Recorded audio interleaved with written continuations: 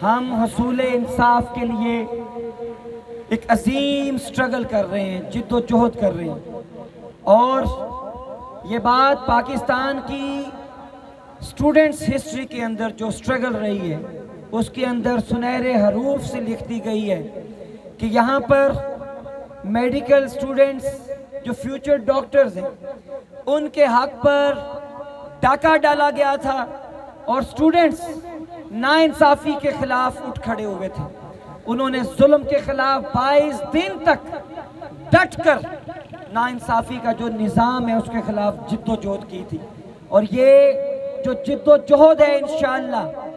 آئندہ آنے والے وقتوں کے اندر بھی جب نوجوانوں کے ساتھ، یوتھ کے ساتھ، سٹوڈنٹس کے ساتھ کوئی ناانصافی کرنے کا سوچے گا تو وہ پہلے 10,000 مرتبہ سوچے گا کہ بھائی اس معاشرے کے اندر وہ سٹوڈنٹس موجود ہیں جو ناانصافی کے خلاف اٹھ کھڑے ہوتے ہیں، اور وہ جو شیشے کے گھروں میں بیٹھ کر ایسی پلاننگز کرتے ہیں۔ انشاءاللہ مجھے امید ہے اور میں یقین سے یہ بات کہہ رہا ہوں کہ آئندہ وہ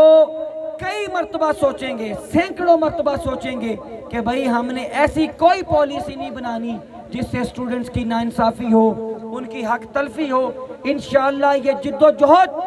اس نے جہاں پر بہت زیادہ ثمرات اور سمیٹے ہیں، جہاں پر اس جد و جہد نے جہاں پہ سٹوڈنٹس کو حریت کا پیغام دیا ہے، ناانصافی کے خلاف اٹھ کر کھڑا ہونے کا پیغام دیا ہے، جہاں پر ظلم سے لڑنے کی طاقت ان کے اندر پیدا کی ہے، وہیں پر اس جد و جہد نے ایک امید بھی پیدا کی ہے کہ جب راستہ بند ہو تو ڈپریشن میں نہیں جاتے، انگزائٹی میں نہیں جاتے، اپنے آپ کو نقصان نہیں پہنچاتے، خودکشیوں کی باتیں نہیں کرتے، خود سوزیوں کی باتیں نہیں کرتے، بلکہ ظلم کرنے والوں کے خلاف اٹھ کر کھڑے ہو جاتے ہیں، ظالموں کے خلاف اٹھ کر کھڑے ہو جاتے ہیں، ناانصافی کرنے والوں کے خلاف اٹھ کر کھڑے ہو جاتے ہیں۔ یہی اس 22 روزہ جد و جہد کا سبق ہے، اور انشاءاللہ اس 22 روزہ جد و جہد کا ایک ہی مطالبہ ہے کہ یہ جو ناانصافی ہوئی اس ناانصافی کو دور کیا جائے، اور میڈیکل سٹوڈنٹس جو فیوچر ڈاکٹرز ہیں جن کے ساتھ ناانصافی ہوئی، ریکنڈکٹ کا مطالبہ مبنی بر حق ہے،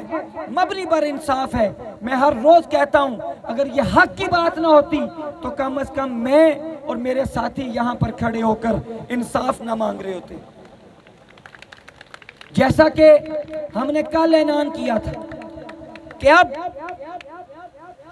اس 22 روزہ جد و جہد کے بعد ہم نے کوشش کی، سٹرگل کی کہ ہم عوامی پریشر کے ذریعے پی ایم سی کے باہر بیٹھے، یہاں ڈی چوک میں بیٹھے کہ اپنے حق کے اوپر پہرا دیں، اپنے حق کی جنگ لڑیں۔ ہم نے وہ پیغام پہنچایا، اور اسی جد و جہد کا نتیجہ ہے کہ وہ پیغام پاکستان کے الیکٹرونک میڈیا کے اندر گیا، پاکستان کے سوشل میڈیا کے اندر اس کی گونج رہی اور اب تک ہے۔ اور پھر اسی سٹرگل کی وجہ سے بے شک یہ مٹھی بھر لوگ ہیں، سینکڑوں لوگ یہاں پر بیٹھ کر انہوں نے اقتدار کے ایوانوں کے اندر بھی ہلچل مچائی، اور یہاں پر بھی پیغام کیا کہ ہاں بھائی وہ باہر سٹوڈنٹس بیٹھے ہیں، بچے بیٹھے ہیں، ان کا ایشو ہے، اس ایشو کو سالو ہونا چاہیے۔ یہی وجہ ہے کہ سینٹ کی قائمہ کمیٹی کی جو ویڈیو آپ لوگوں کے پاس آئی، کس طریقے سے سینیٹرز نے آپ کے حق کی آواز وہاں اقتدار کے ایوانوں میں اٹھائی، یہ آپ لوگوں کی محنت ہے، آپ لوگوں کی جد و جہد ہے، اور یہی آواز